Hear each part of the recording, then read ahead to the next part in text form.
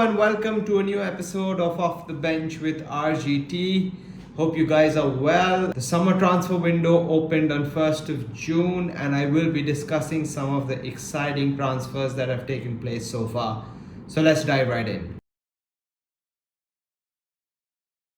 Okay, the first one we have up today is Trent Alexander-Arnold's move from Liverpool to Real Madrid, which I think all of us knew from practically last summer, if I'm honest with you guys.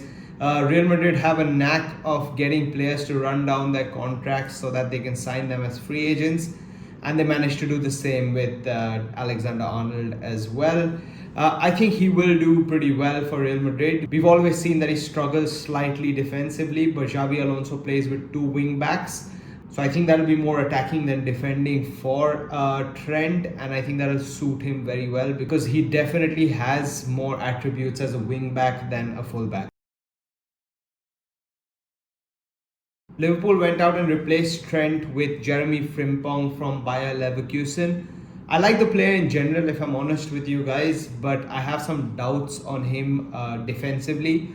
He predominantly has played as a wing-back for Leverkusen over the last few years under Xabi Alonso, and he also plays as a right winger for the Dutch national team from time to time, and he's done that for Leverkusen as well, which shows that he definitely has the attacking instinct in him.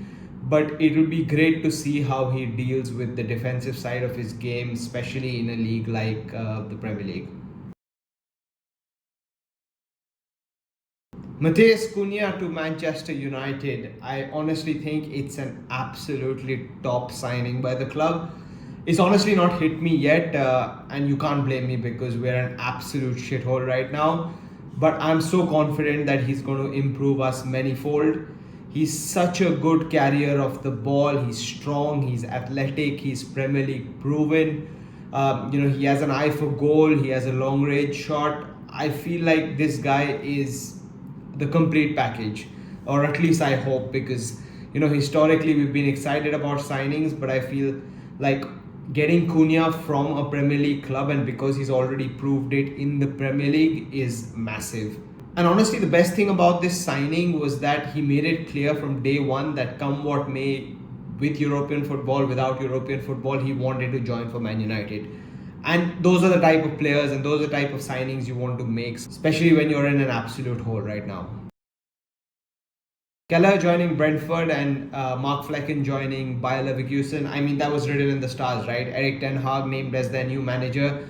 And his first signing had to be a Dutch signing, didn't it? But honestly, a great move for both parties. I think Flecken wanted a new challenge. He's pretty old now as well. And Kelleher, in my opinion, is too good to be a number two. He's won the lot at Liverpool and he probably just wants that number one position because I think, if I'm not wrong, Liverpool have gotten a new keeper this year as well who's going to challenge Alisson.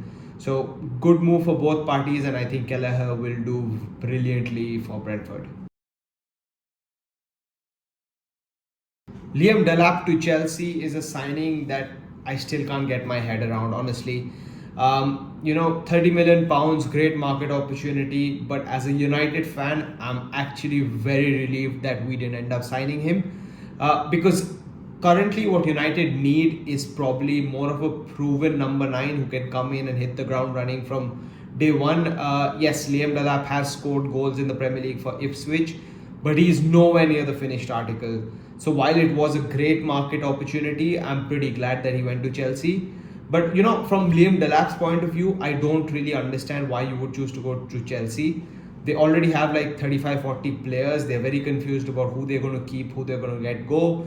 Nicholas Jackson is your number one striker as well, and there are rumors about them wanting to sign Hugo Ekitike from Frankfurt as well. So that'll leave them with 3 out-and-out strikers.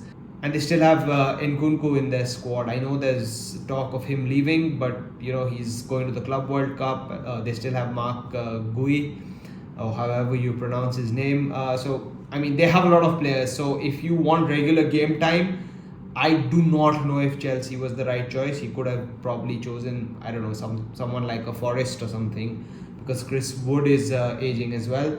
But anyway, as a United fan, I'm pretty happy that he did not choose us. Okay, last but not the least, Manchester City. I mean, they've been shopping like it's Christmas from January onwards. I mean, they spent 200 plus million in the January window, which is unheard of for a club to do. And they've just continued that in the first 10 days of this summer window. They've spent 100 plus million already on the likes of Ryan Aït-Nouri, Ryan Cherki, and Tijani Rangers. And I think there's talk of them signing a Norwegian youngster very soon as well for a record fee for the Norwegian club. So I'm assuming it's not going to come very cheap. But honestly, I feel out of the three big signings they made so far, Ryan Aït-Nouri is an absolute steal for 30-35 million. He was probably Wolves' second best player after Matheus Cunha last year. And City have kind of lacked an out and out left back over the last few seasons. They played João Cancelo there a couple of seasons back. They tried playing Nathan Ake. They played Guardiola all of last season as left back. But it hasn't really worked out. They haven't, I think, properly replaced Benjamin Mendy as an out and out left back. So getting Aït-Nouri will be quality. And he offers so much attacking wise. And because City like keeping the ball so much, they're a possession-based team. I think Aït-Nouri is the best signing so far for them. Tijani Rangers, I think he's a workhorse man in midfield. Honestly, I've seen him a couple of times for AC Milan and the Dutch national team, and he works his socks off. Like he has an eye for a pass, so that's great as well, especially with Kevin De Bruyne leaving. But I think his main attribute is that he's a worker, and it'll be great to see how Rodri and him kind of link up. With Ryan Cherki, I am honestly 50-50. I know there's so much talk about him and people saying that he's the next big thing coming out of France. I have some doubts. There's absolutely no doubt about his talent, but his execution at times is questionable. But more than that, I think what he really lacks is his work off the ball. I understand City are a possession team, so they barely have to do much work off the ball. But in the Premier League, you need that, right? You need to be a workhorse, whether it's against the number 20th team or the team challenging for the title. And I think that's where Cherki kind of lacks off the ball. And also physically, I haven't seen much of that. He might struggle physically in the Premier League. He's got a brilliant eye for goal, and he's a great dribbler, and he can do wonderful things in the box, in the opposition box, but that's why I say I'm slightly 50-50 on him. We'll be eager to see where he kind of gets with his big move, but at 30-35 million, I feel like it's too good a deal to not do and take that risk. There are some question marks about its attitude as well, so it'll be interesting to see how that pays off. Okay, so that's my recap of the first leg of the transfer window.